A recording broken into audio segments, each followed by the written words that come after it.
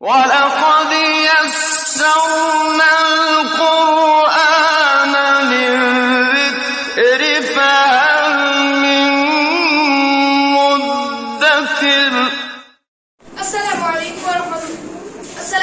ورحمۃ اللہ وبرکاتہ۔ میں محمد ولی طبیب بن احتشام عالم ریڈینس پبلک اسکول دھرمپور سمستی پور کلاس 6 کا طالب علم ہوں۔ آج میں آپ لوگوں کے سامنے رجوع الی القرآن کے حوالے سے قرآن کی اہمیت بتانے جا رہا ہوں۔ قرآن رحمت ہے۔